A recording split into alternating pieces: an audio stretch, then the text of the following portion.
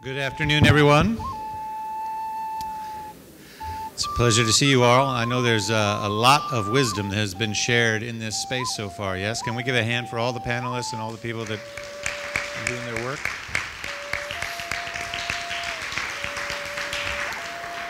It's been really beautiful and powerful to be a part of this. My name is Dr. David Alexander. I'm the senior pastor at New Thought Center for Spiritual Living in Lake Oswego, and I'm the moderator for this panel this afternoon. I also serve as the chair of the Leadership Council for Centers for Spiritual Living, director of Strategic Alliances, and also a member of the Leadership Council and Board for the Association for Global New Thought, where our president, Dr. Michael Beckwith, was among the panelists at the Parliament of World Religions in Salt Lake City. This afternoon on challenging hate and violence, I think so many of the other panels have already referenced the ways in which religious hate speech or religious-based discrimination of one form or another is at the root of so many of the world's challenges. So we're excited for this panel to begin to discuss how we can challenge that, how we can dismantle that, how we can address it in our society and the ways in which we see it. So I'm going to quickly tell you who I have up here with me. They'll give a little bit more full bios of who they are and their backgrounds as they begin their piece. But I'll just quickly tell you who they are, and then we'll watch some videos from the Parliament. We have two. I think one is a piece that the Parliament did on this topic. And then the second is one of the speakers, Dr. Lawrence Carter, who's actually a dear friend of mine from Morehouse College, and his presentation on, a snippet of his presentation on this topic. So we have Joni Levine from Compassionate Listening. We have Haris Zafar from the Muslim community. Welcome, Haris. We have Asad Human from the Sikh community, and Dr. Sharif Abdullah from Commonwealth Institute. Yes.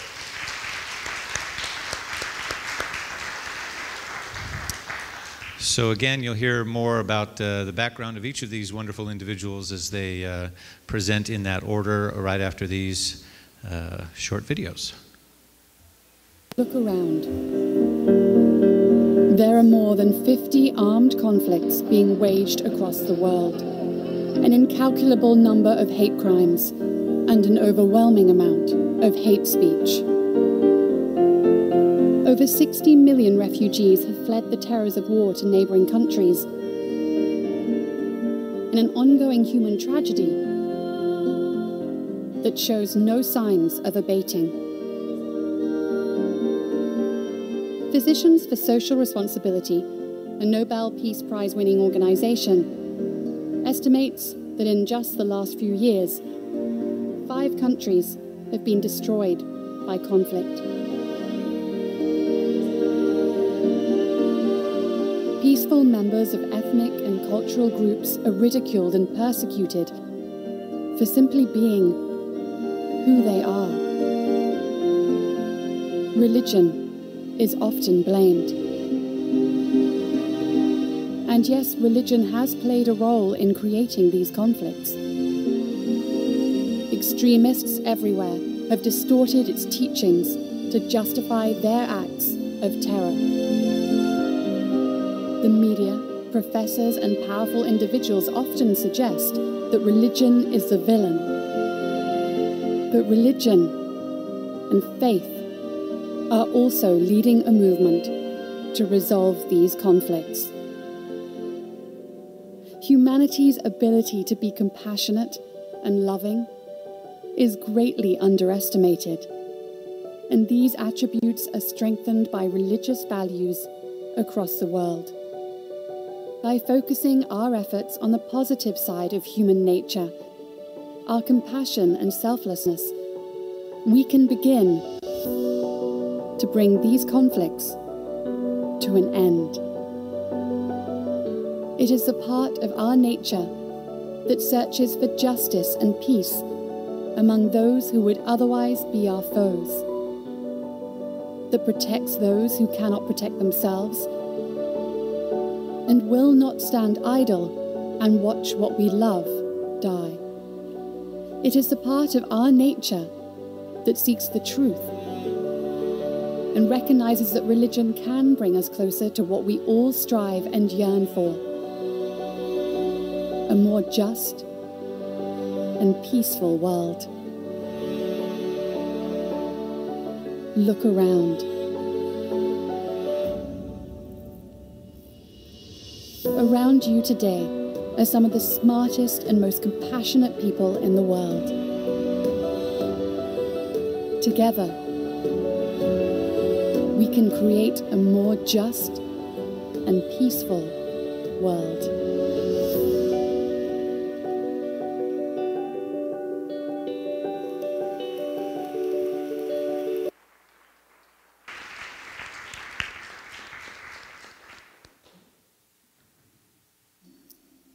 The H word in your speech,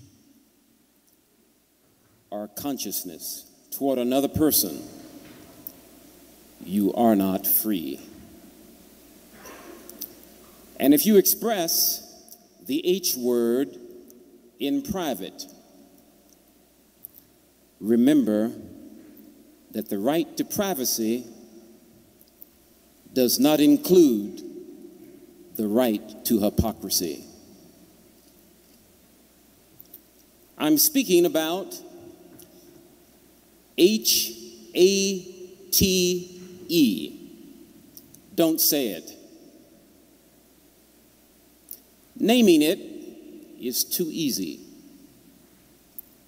If you name it, the likelihood is that you will waste time condemning it or justifying it. But if you take it into your heart, the likelihood is that you can transform it. The active part of nonviolence is love, said Gandhi. Love is the route to transforming the H word. Be disturbed by it. Discover, see, and understand the origin of it. Become very intimate with it. Study it. Look at it. Go into it. Discover the implications of it. It is the root of violence, war, and innocent suffering. If we're going to free ourselves and others from the effects of the H word, we must be willing to go beyond anger, nationality, violence, and exclusive religions. We must stop condemning and justifying the H word. We don't have enemies. We have friends with different definitions of experience. In our very diverse world, tonight I charge you to make a commitment to inclusivity. Make an irrevocable covenant with the humanity of the world. Make a determination to protect the inherent dignity of all people without exception.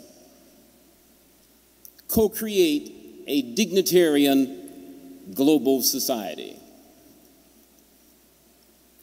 To achieve this, you need a larger address than where you were born.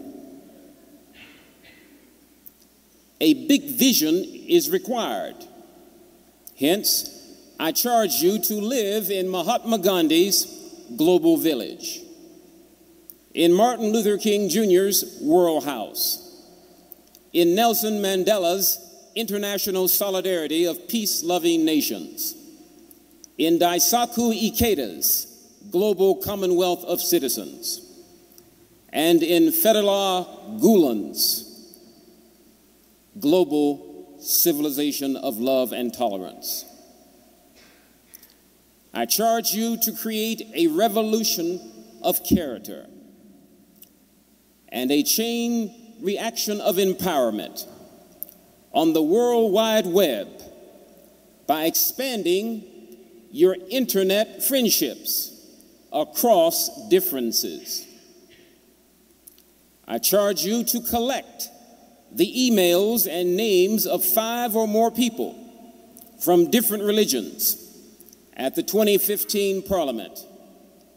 Counter, challenge the 11,500 H-word websites found internationally. Challenge those websites with Internet Sataragaha, Internet Agape, Internet Unconditional Love, Internet Compassion, Internet Tolerance, Internet Nonviolence, and Internet Forgiveness. Look around.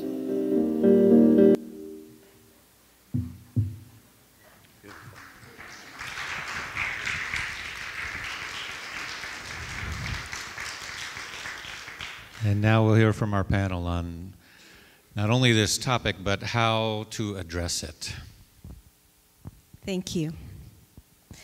So I'm a facilitator with the Compassionate Listening Project, which was founded by Leah Green, a Jew, with the assistance of Jean Knudsen Hoffman, a Quaker, who had studied with Thich Nhat Hanh, a Vietnamese Buddhist monk.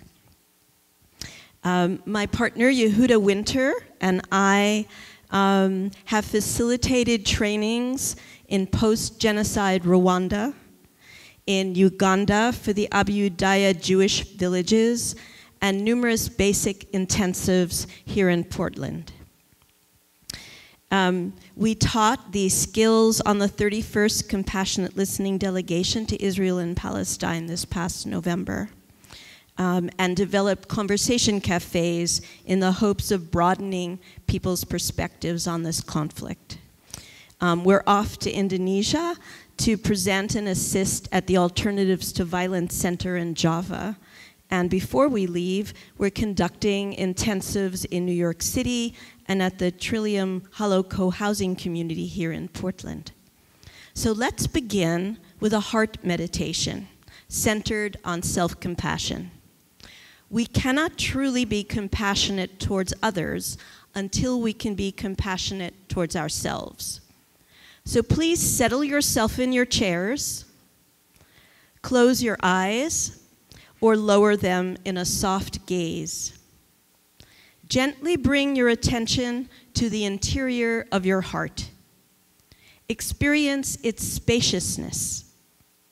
In this place, the tides of life flow, bringing energy and vitality to you. Rest here in this most intimate and energetic spot. This is the place of compassionate listening. Anchor yourself here in the core of your being, sending love and forgiveness to yourself.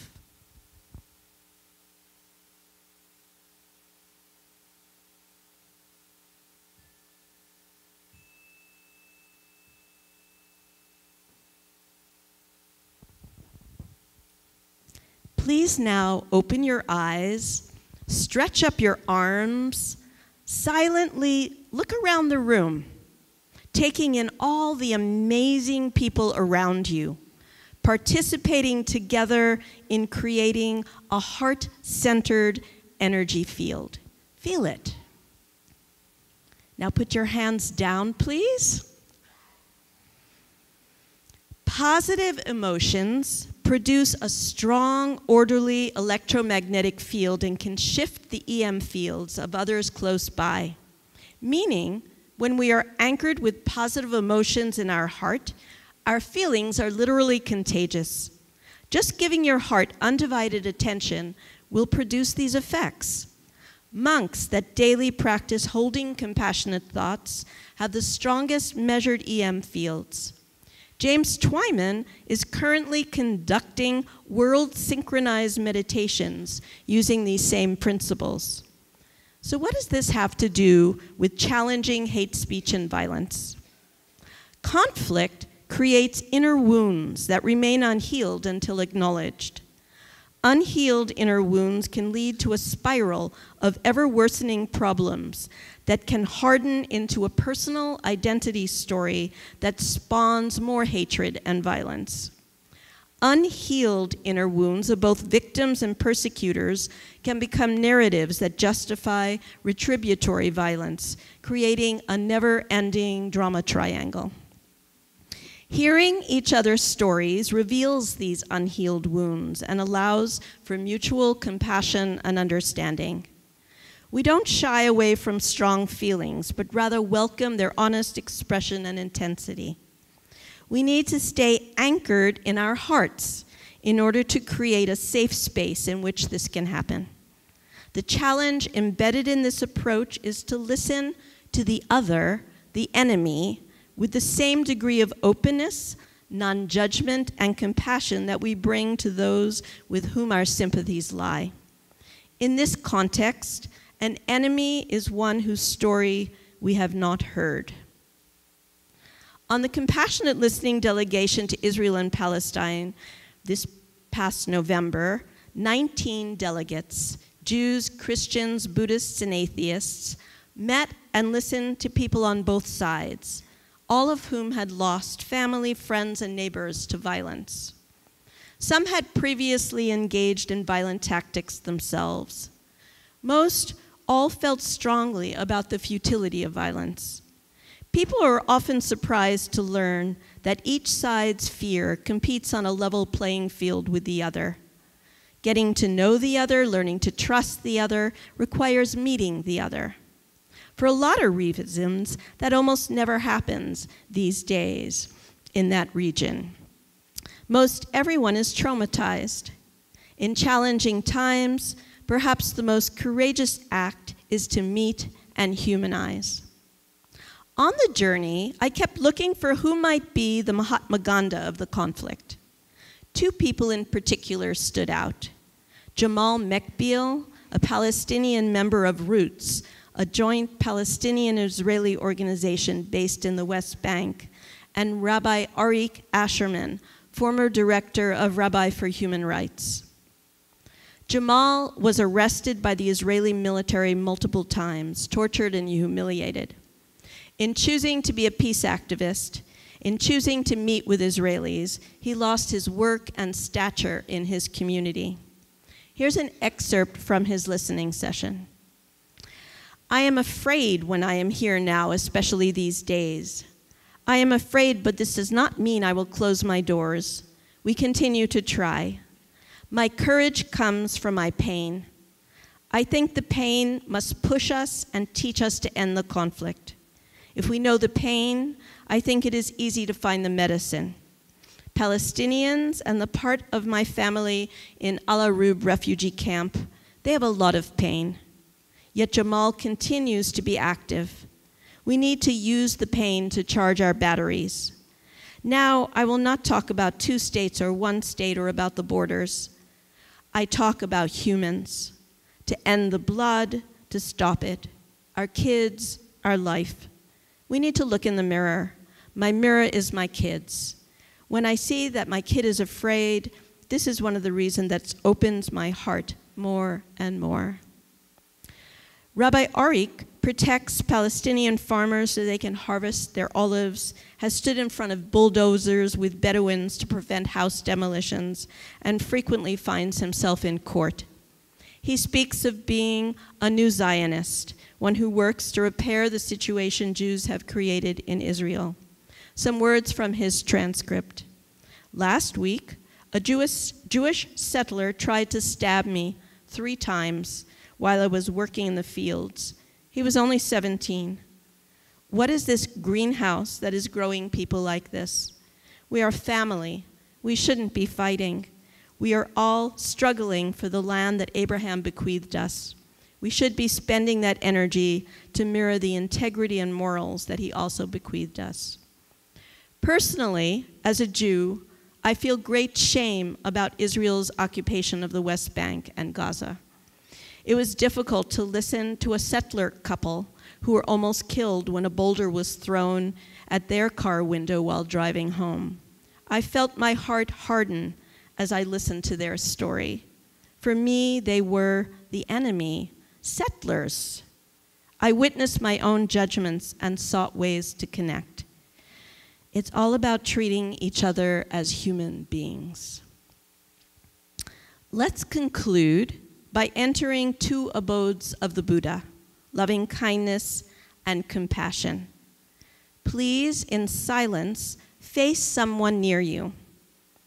If you find yourself alone, please simply face your own self. So please do that really quickly.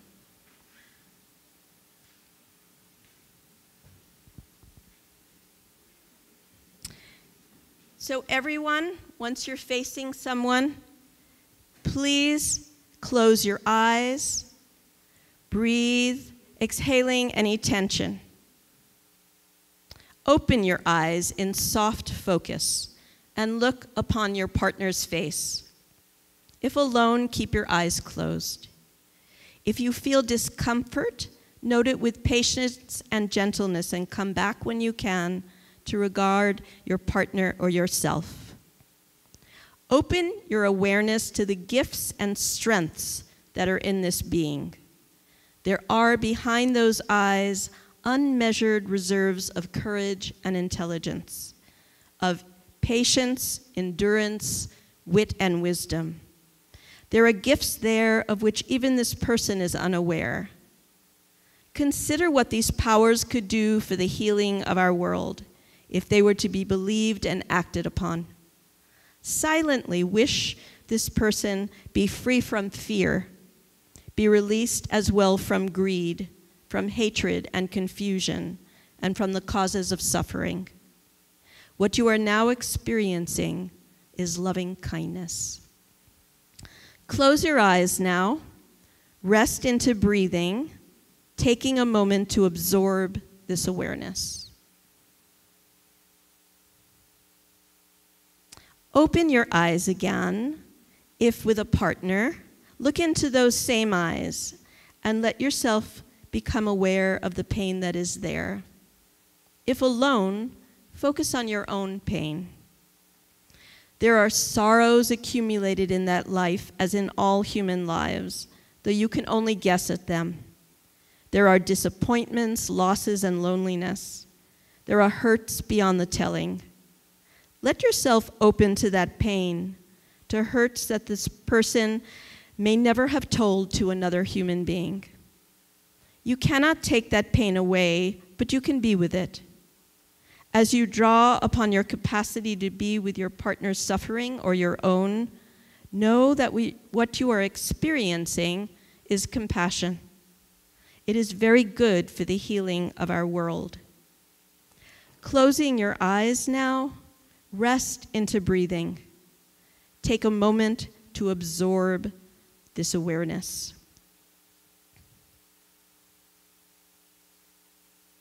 Open your eyes now.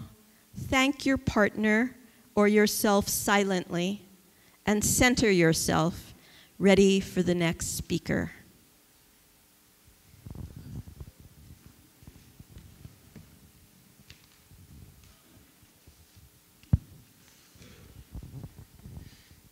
Good evening, everybody.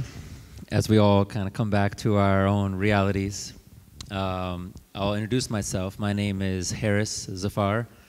I'm a member of the Ahmadiyya Muslim community. It's a particular organization or community or sect of Muslims.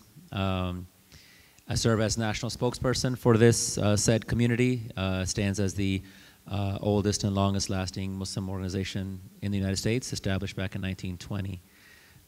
We built and we operate the Portland Rizwan Mosque, which is not terribly far from here. It's in Southwest Portland. Not the largest, but certainly historic in the sense it was the first mosque ever built in the city of Portland.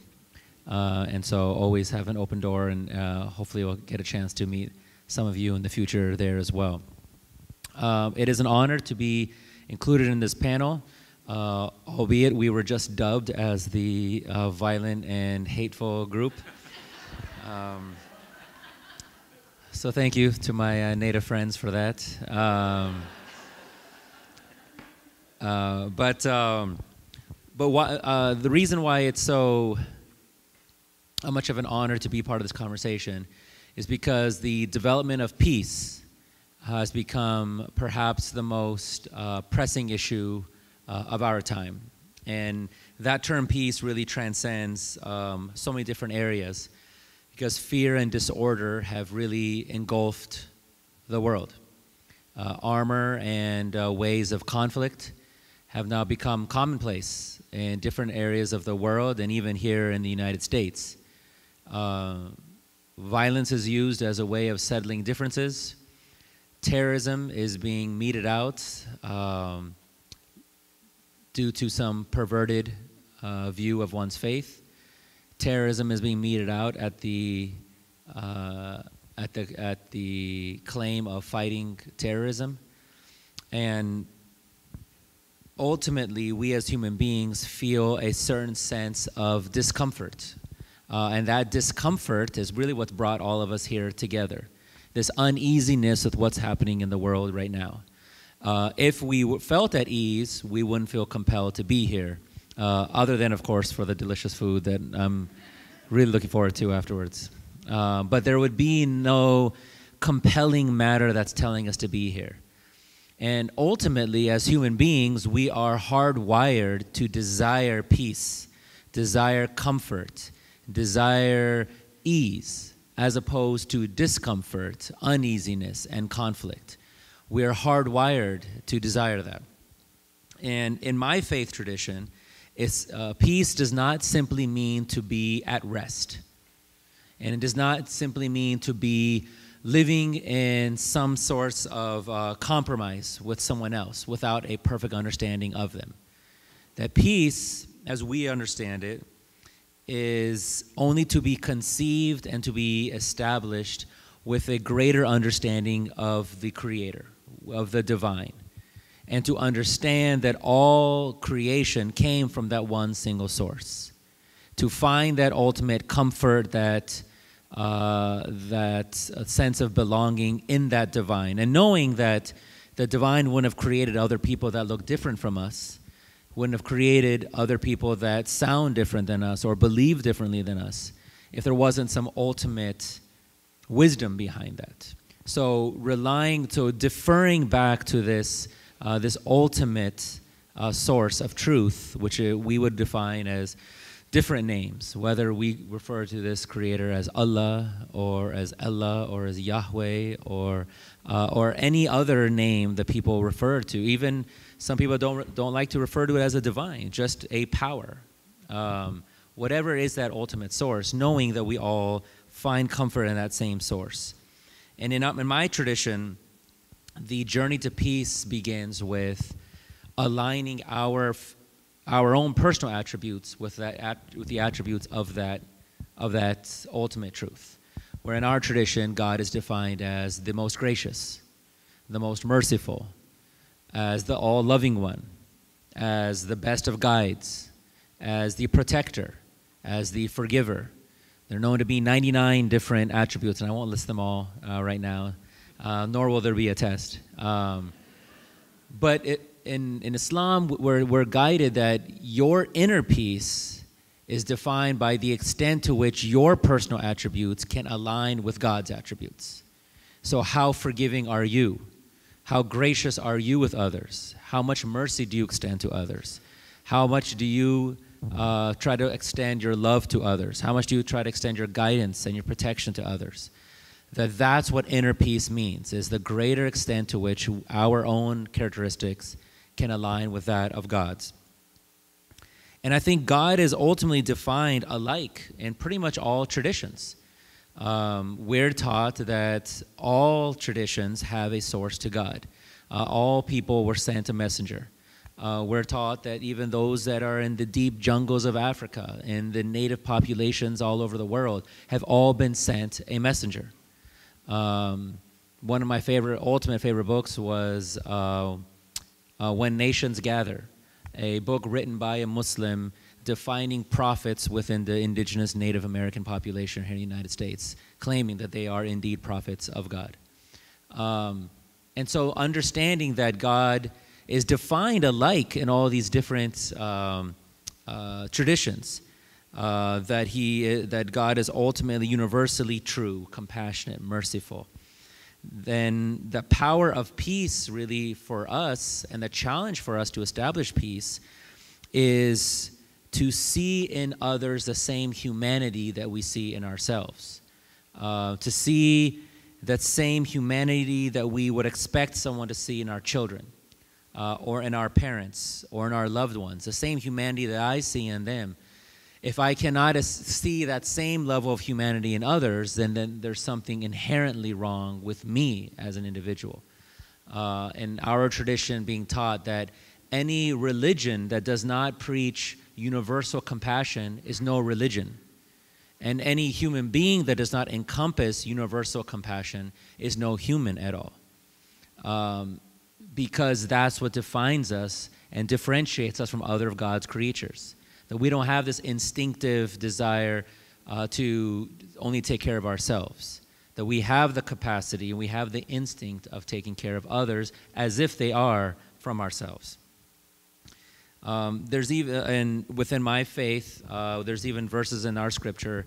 For example, there's a verse that says, surely the believers, referring to the Muslims, and the Jews, and the Christians, and the Sabians, Sabians referring to those of non-Abrahamic tradition, that whichever of these party truly believes in God and the last day and does good deeds, surely they shall have their reward with their Lord, and no fear shall come upon them, nor shall they grieve.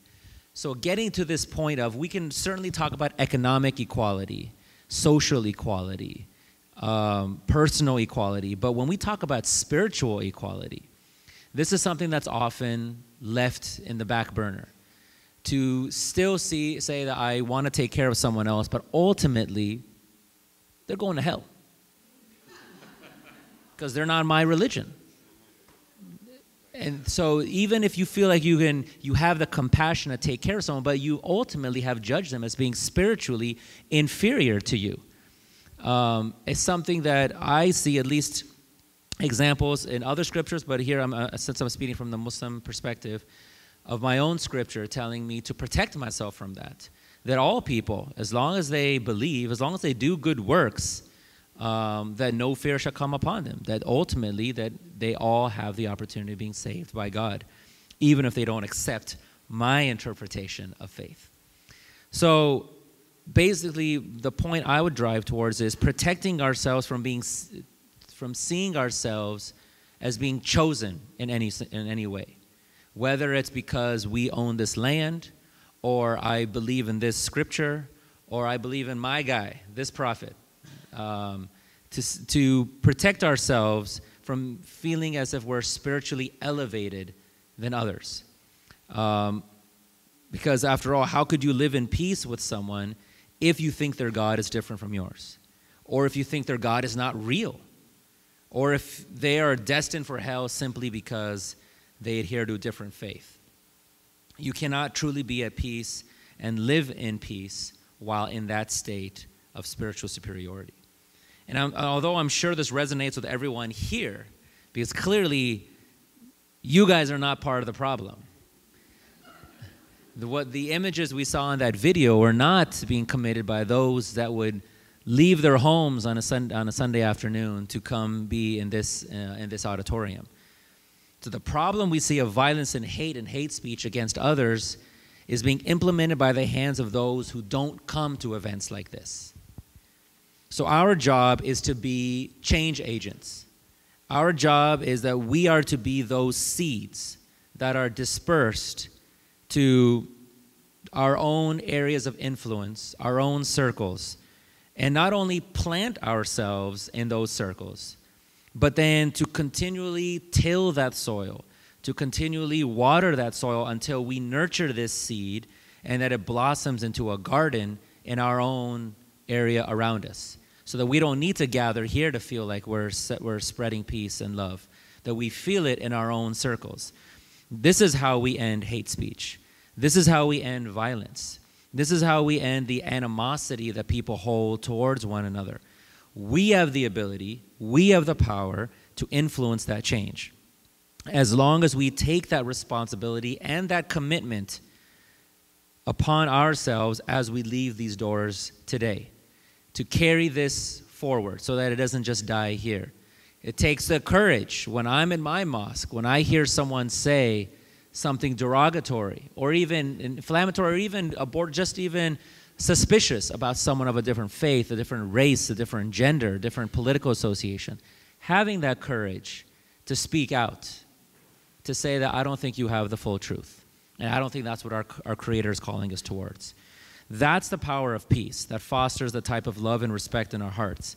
And I would close with a reflection from the founder of our community, the Ahmadiyya Muslim community, who in the late 1800s had spoken about being sent as a means to unite mankind. Not so that we all pretend like we're the same, not so that we forget our differences, but ultimately to understand the differences and to stick up for one another.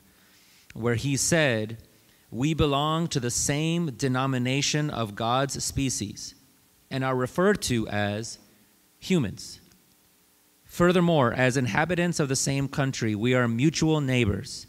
This requires that we become friends to each other with purity of heart and sincerity of intentions. We should dispose kindly to each other and be mutually helpful. In the difficulties pertaining to religious and worldly matters, we should exercise such sympathy towards each other as we have become limbs of the same body. Thank you so much for your time and attention.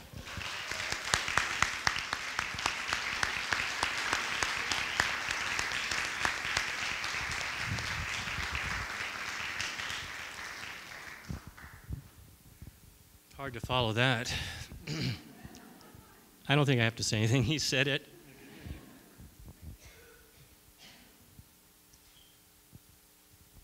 How many of you in this room, just raise your hand, have ever heard of the Sikh faith? Now, how many of you have ever met a Sikh? And how many of you know what a Sikh is? Less hands come up, right?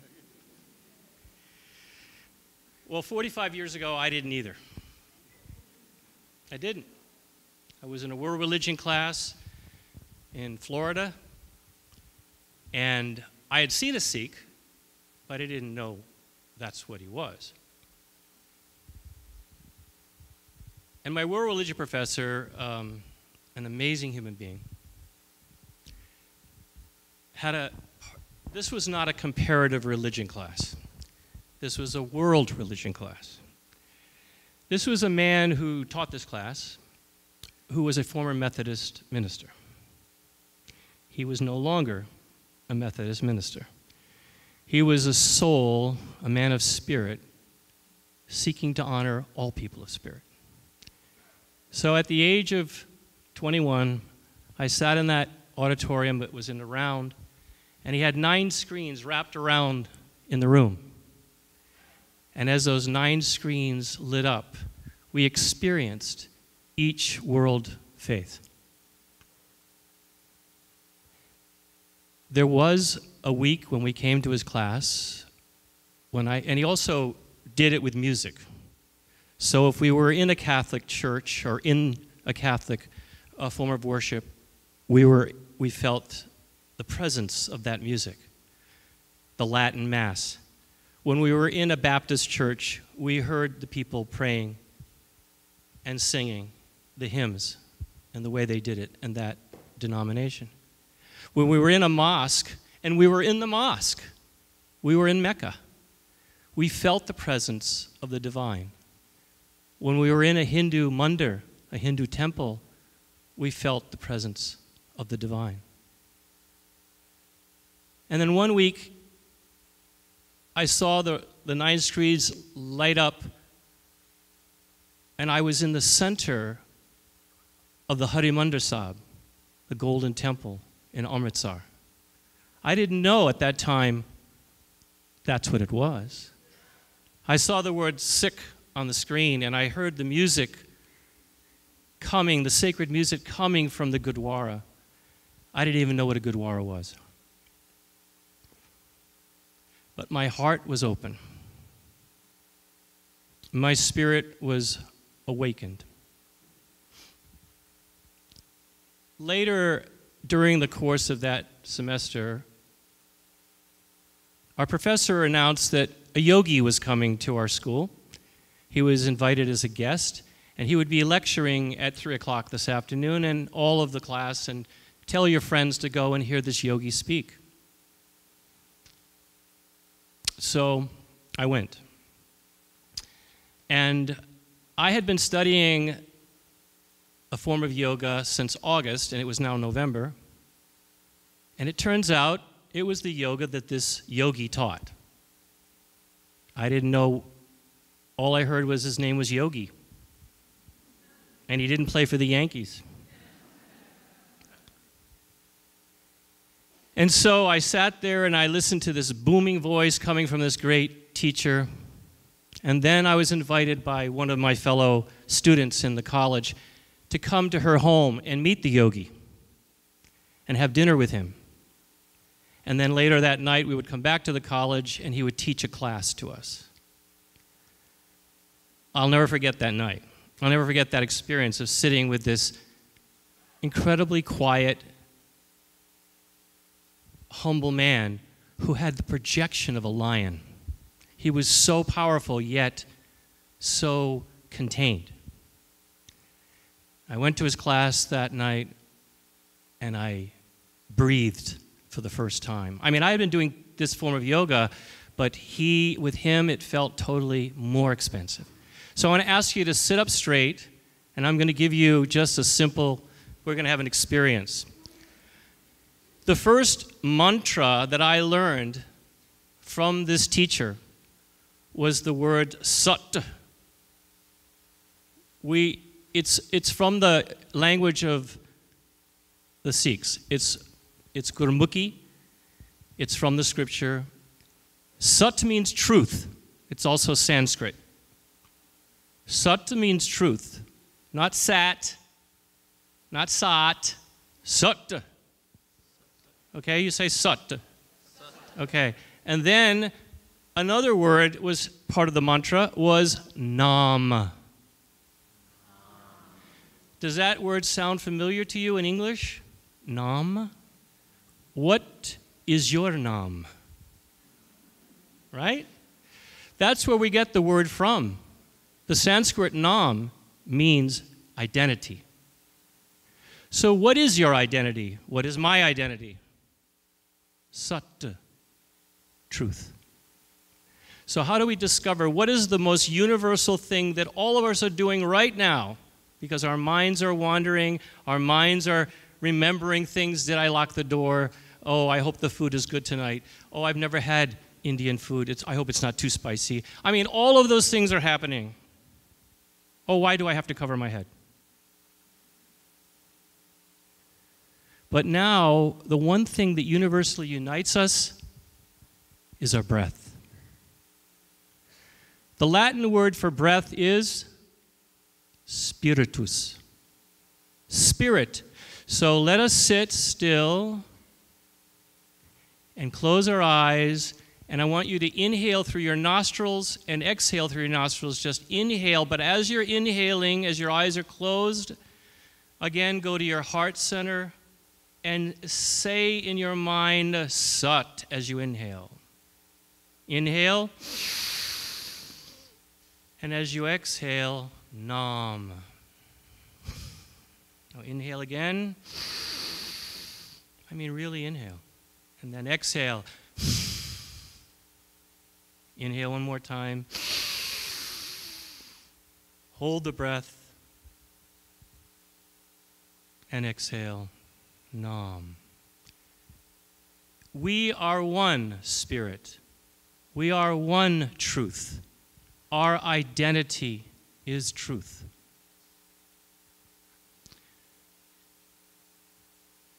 Guru Nanak Dev was born 30 years before this man, Columbus, arrived in the Caribbean. He was raised in a Hindu family, but at the age of 30, he began a number of journeys. He did several. He traveled more than any human being has ever traveled on foot, occasionally by boat. He was born in Punjab near Lahore, what is now Pakistan. He walked, my time's up, but I'm going to just give you a little bit more here. He walked with a traveling companion who was a Muslim. His name was Bhai Mardana. They traveled everywhere. They went to Mecca, they went to Medina, they went to Kashmir, they went to Sri Lanka, they went to Nepal, they went to Tibet. And wherever they went, they honored all the faiths that they engaged. When Guru Nanak met a Muslim cleric or a Muslim, he greeted them as they greeted him. Assalamu alaikum, alaikum salam. When he met the Hindu priest, he said, Namaste. When he met the Buddhist monk, he greeted the Buddhist monk in Tibet or Nepal as a Buddhist. But everywhere he blessed everyone with Sat Nam. He once went to a village with Mardana, and the people turned him away. They just wanted a place to rest, a place to refresh themselves, to get some water, maybe some small food, but just to rest.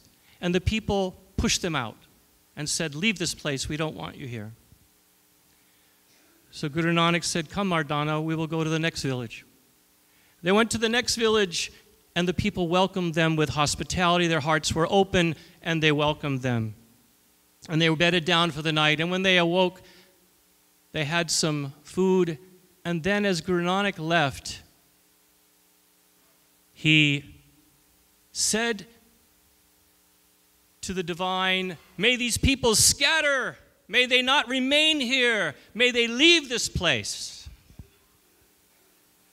I forgot to mention that when he left the other place, he said, may these people be blessed and may always remain here. When Mardana heard the Guru say, you blessed the people that cursed us, that banished us, that wouldn't give us hospitality, but yet you almost cursed these people who said, come to our homes, we'll share everything with you. He said, that's true. I want those people to stay right where they are, and I want these people to spread that love everywhere. And that's what the Sikh faith is. There are somewhere between 30 and 50 million Sikhs in the world. It's the 5th largest world faith. The 5th. From 30 million, you have to go up to about 400 million, and that's how many Buddhists there are. So there's a big jump. And if you go up a little bit more, you get to 1 billion Hindus. And if you go up a little higher, you're also over 1 billion Muslims. And if you go a little higher, or 1.5 billion Muslims, and you go a little higher, it's 2.5 billion people calling themselves followers of the Christ. Right? They're all over the place. Most of them are Roman Catholic, but not in this country. So I want to end by showing you, reminding you of some things that have happened, because we talk about things that happen in Rwanda and happen in other countries and happen in, the hate and the violence. But since September 11, 2001, 700 Sikhs have been either killed or beaten, lost a loved one. The first one was on September 15th in Mesa, Arizona, outside of Phoenix, when a humble man who was loved by his community was planting some flowers, and a man drove by and shot him in the head. That man's name was Balbir Singh Sodhi.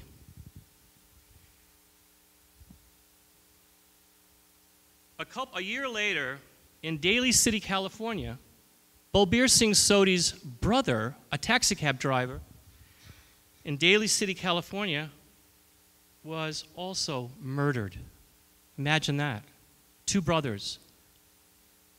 One in California, one in Arizona. There are many more that happened. And then while we were all sitting ready to go to church on Sunday, the 5th of August, 2012, and some of us were watching the Olympics on NBC and MSNBC, because that's where it was being shown, I was on my way to the Gurdwara in Eugene with my daughters and my grandchildren. And my one daughter called down from above where she lived up on the hill, and she said, "Turn on CNN. It's the only channel that it's on." And we turned to CNN, and the Gurdwara in Oak Creek, Wisconsin, had been attacked by a gunman and killed 6 people. The hero that day was a police officer, Lieutenant Murphy, a white Christian police officer who took many, many bullets from an automatic weapon and lived. There's not a Sikh on this planet Earth that doesn't know who Lieutenant Murphy is. But what happened afterwards, and CNN got to cover it the entire week. Nobody else would cover it. Everybody else had other, priorities. But they got to cover it. So for a week, if you were watching it, you got to learn a little bit more about Sikhs. And then it passes away. A couple of weeks ago, another Sikh was stopped at a truck stop, was taken out of his vehicle, almost lost his eye, had his turban removed and his hair cut. The most sacred thing to a Sikh is his unshorn hair, or her unshorn hair. The FBI has now ruled that a hate crime. So there'll be a beginning of that. We know what happened in South Carolina last summer when the African American Historical Church was attacked and 9 people were killed, 6 of whom were women. There's a similarity between the Gurdwara in Wisconsin and the African American Church in South Carolina.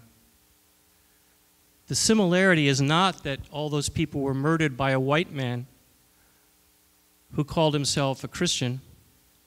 No, the similarity was the compassion that the Sikh community and the African American community showed humanity, showed America, showed all of us of all faiths how you treat someone who comes in and murders your family, kills your minister. We saw something happen very symbolic right after that in South Carolina, in Columbia, South Carolina. We saw the removal of a hate symbol from a flagpole. It was just a symbol. It was done by people who decided enough is enough. They were Republicans, they were Democrats, they were Protestants, they were Catholics, they were Jews, they were black, they were white. That's what we're faced with in this world that we are in today. And Harris is right. As we leave here today, we all know this is the choir.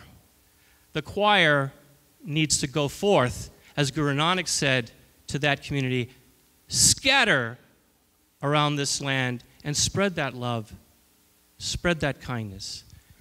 And these are the words of Guru Nanak. Say these words, Chardi, it's just a sound, Chardi Kala, may your spirit rise.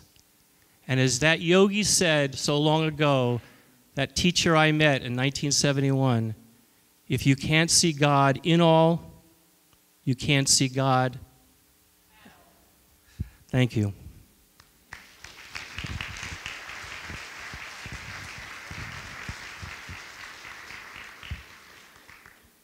Well, it was just a minute or so over 8 minutes. 10 minutes, right? Yeah, about 10. I'm Sharif Abdullah, and for those of you who know me, restricting me to an 8-minute time slot is going to be really interesting. I want to say I always find it interesting when I'm on a panel serving in the capacity that's working on religious or interreligious or trans-religious issues that I don't so much represent a religion as a perspective. And that perspective is the perspective of inclusivity. And that thing should be the guiding element of all religions. It actually is, it can be, sometimes it is, and then sometimes it isn't. As we've said up here, we're preaching to the choir, but I have an interesting capacity that I get to talk to and work with and try consciousness transformation with the very people that we've been talking about as the perpetrators of hate crimes. About a week or so ago, and in the context of doing this, my organization, Commonwealth Institute, is hired by various organizations to help them understand the concept of inclusivity inside their organization, or help to do training to how to remove the concept of exclusivity from the organization. So a couple of weeks ago, I was in a southern city that can't be named on tape, southern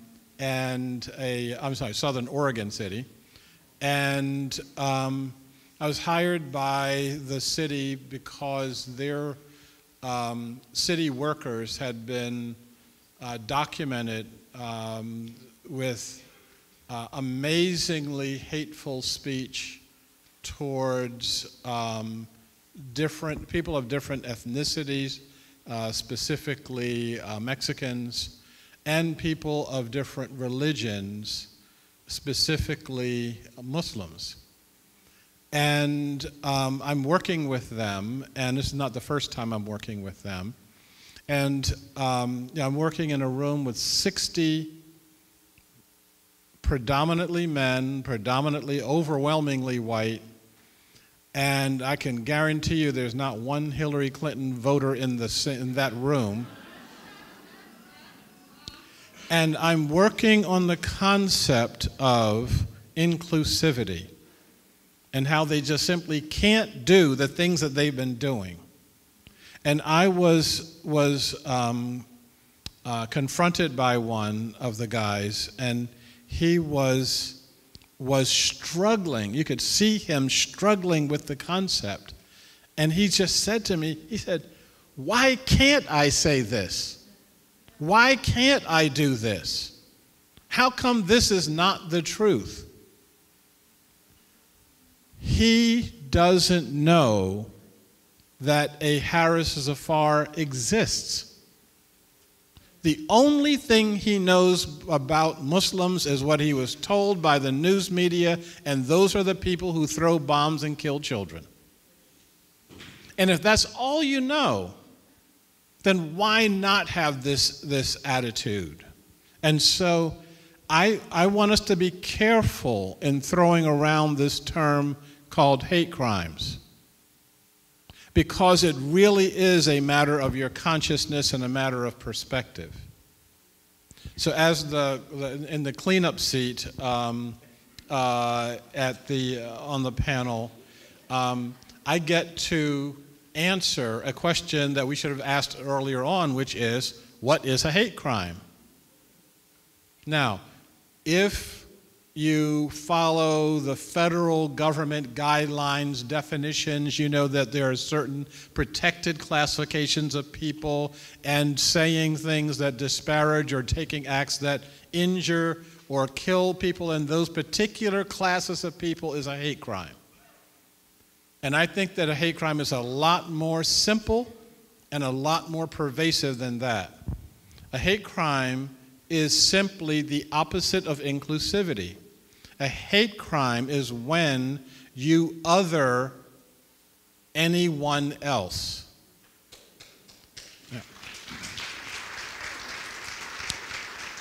Yeah. A hate crime exists when you are othering anyone else, including othering yourself. Now, when I wrote a book last year, called Practicing Inclusivity, and if you go to Amazon, you can get it. And I talk about the classifications of practicing inclusivity, but these are also the same classifications where you can of practicing hate.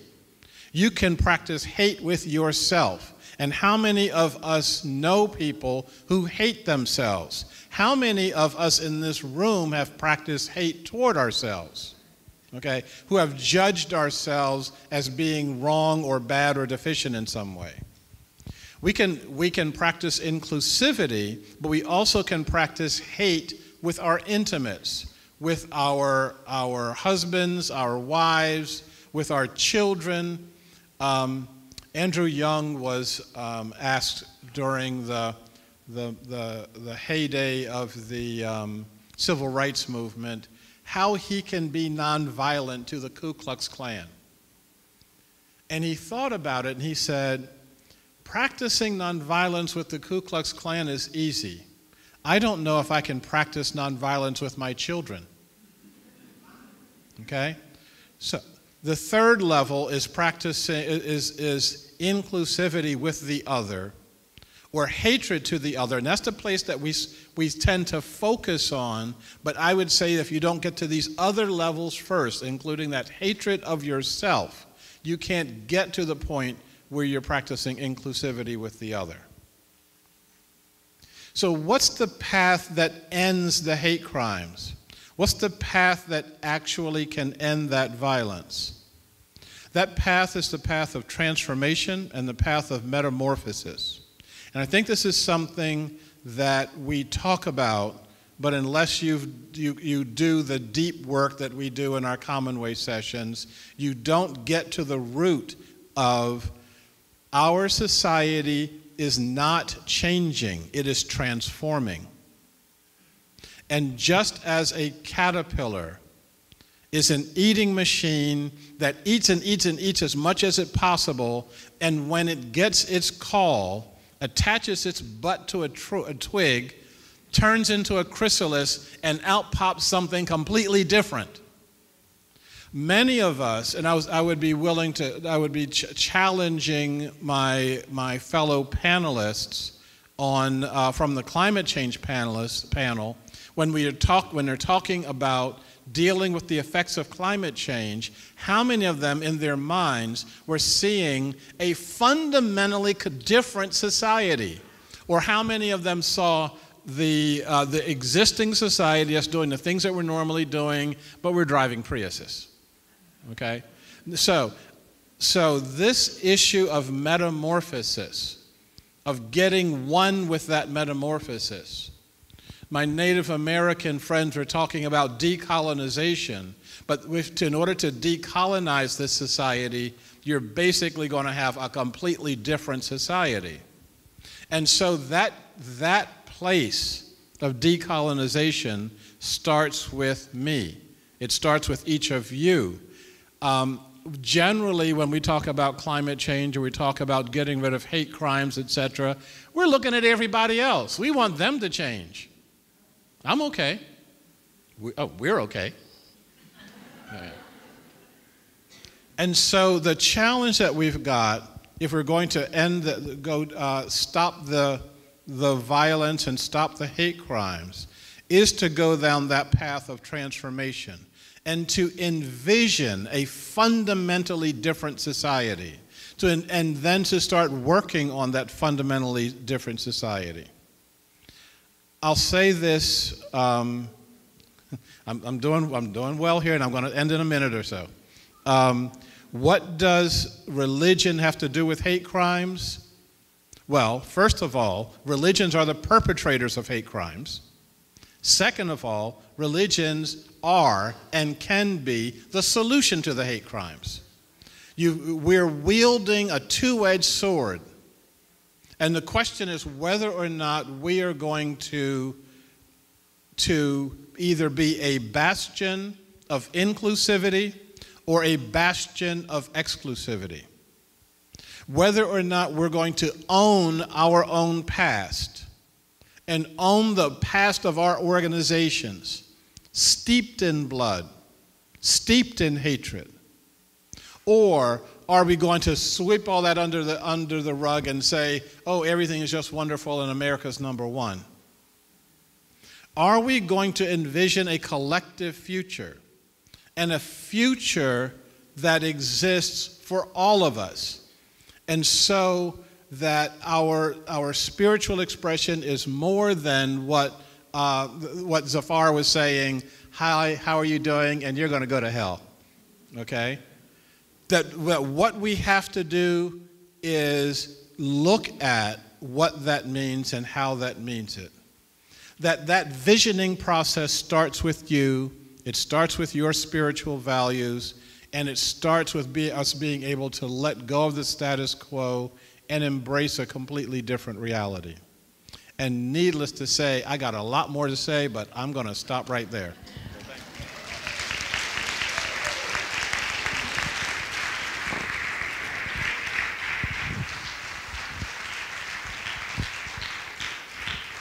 Wow. I love hanging out with brilliant people, and I'm having a good time right now. I don't know about you. This is magnificent. Let me just do a quick process check. How much time do we have for Q&A? None. Okay. This is a good time to remind you that they actually built in time for Q&A with all of the panelists from today during the meal time. So we'll eat, and you'll have a chance to interact with all of the wonderful panelists. Do I have time to make some closing comments? Okay. Well, as I was listening to all of the other panels and these fine folks up here, so many things coming through my mind that, you know, I think what it occurs to me that there's an approach that we should take out of today, a threefold approach. When we look at hate, discrimination, the environment, all of these things that we've been discussing today, a reclaiming of our indigenous voice, the decolonization of not only our external world, but the decolonization of our mind, the decolonization of our thoughts, the reclamation or reclaiming of our authentic nature and our spiritual truth. I'm reminded of the words of my colleague, Reverend Tara Wilkins, who's the executive director of the Community of Welcoming Congregations, another board that I have served on. And that organization was a pivotal force in changing the conversation in Oregon and Southwest Washington on the issue of marriage equality. And the way that we did it was we literally changed the conversation, because the conversation had become polarized about politics. You were either liberal and you were for marriage equality, or you were something else and against it. And we came in from a faith-based approach and said we have to reclaim the notion that love is a principle. It is a spiritual principle, not a political football. And so let's stop playing political football with it, and let's reclaim it as something that we all have in common with each other. And let's make the conversation not are you for or against, and not what Bible passage do you read to justify your position or any of those other things, but rather tell me about love. And we actually worked with faith communities, and we actually charged people to go out and meet with their neighbors and talk with their friends and their coworkers and to have a conversation about love, to have a conversation about the common principle, to reclaim. And so that I think there are a lot of things that become polarized and become politicized, but they're not political. They're human rights issues, they're humanity issues, they're environmental issues, they're issues that are common to the core of who we are as human beings. And we have to reclaim those conversations. And so I remember hearing once Reverend Tara Wilkins actually speaking in our community about her work in this, and she said, you know, I did not get into this work because I'm a lesbian. I did not get into this work because I'm a same-gendered loving person who's called to the ministry. I got into this work because what I heard was people lying about God. Stop lying about God. You can't define the infinite. All religion is the language of metaphor. It is by its nature limited. And so the moment we start defining what it is or what it isn't, we've already lost. Even the word infinite has a definition. That should be your first clue that we're not quite going to get there. right? You understand what I'm saying? So we have to reclaim spiritual truth, and we have to reclaim the notion that we belong to each other. And I think that that's what you heard throughout the panels today. The common thread that I'm walking away with is that of remembering that sacred covenant that we belong to each other. So we speak up against voices of hate and discrimination by simply saying, stop lying about God. Reclaim the spiritual truth of who we are with each other, to speak up against systematic structures of oppression, and most importantly, to do that inner work, to remove it from ourselves, to remove it from our own consciousness and our own heart through listening and compassion and getting to know the other in all of these wonderful ways that we have heard. For me, I would summarize that as simply reclaiming the prophetic voice of transcendence and inclusion. Every spiritual tradition has a prophetic voice of transcendence and inclusion, and it talks about how we belong to one another. We need to reclaim that voice for ourselves and start using it. And if I can, there's a poem that, can I close out the session with a prayer? Would that be okay? Would that be all right? So I'm going to invite you to take a deep breath. I'm going to use a poem that came to me as I was listening to one of the other panels as a way to just sort of launch into the space of prayer, and we'll bless our meal and the rest of our time together. Can we give another quick hand for all of our panelists? Really brilliant.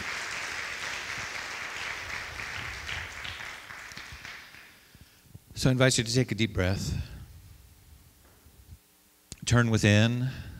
Tune into that presence of divine love and wisdom, that infinite source, or whatever name you call it. And I begin by setting the tone from a poem whose author I don't recall in this moment, but we give them credit in the infinite.